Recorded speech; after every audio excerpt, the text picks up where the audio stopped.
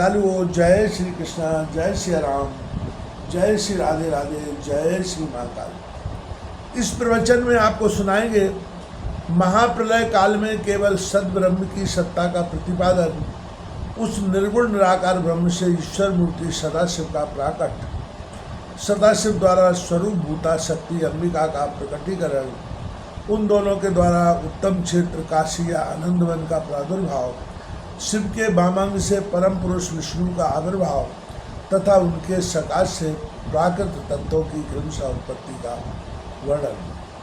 ब्रह्मा जी ने कहा, ब्रह्मन देव शिरोमणि, तुम सदा समस्त जगत के उपकार में ही लगे रहते हो। तुमने लोगों के हित की कामना से यह बहुत उत्तम बात पूछी है, जिसके सुनने से संपूर्ण लोगों के समस्त पापों का क्षय हो जाता है। उस अनामय शिव तत्व का मैं तुमसे वर्णन करता हूँ। शिव तत्व का स्वरूप बड़ा ही उत्कृष्ट और अद्भुत है।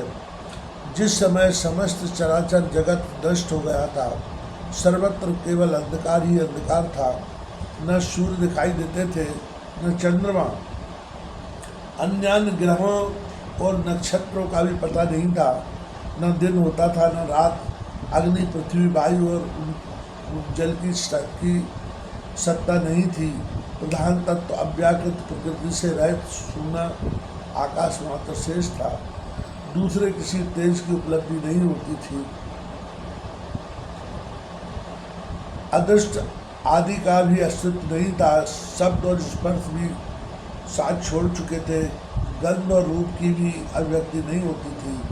रस का भी अभाव हो गया था। दिशाओं का भी भान नहीं होता था। इस प्रकार सब और निरंतर सूचीबद्ध घोर अंधकार फैला हुआ था।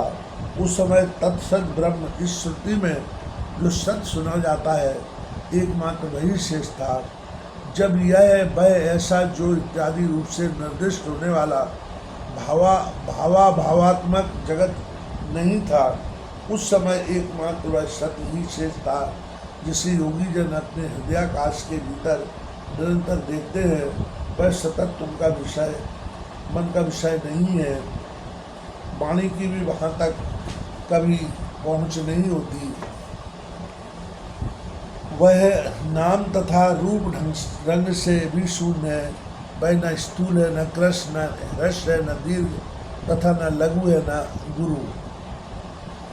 उसमें न कभी वृद्धि होती है न ह्रास। श्रुति भी उसके विषय में चकित भाव से है, इतना ही कहती है। अर्थात उसकी सत्ता मात्र का ही निरूपण कर पाती है। उनका कोई विशेष विवरण देने में असमर्थ हो जाती है। वह सत्य ज्ञान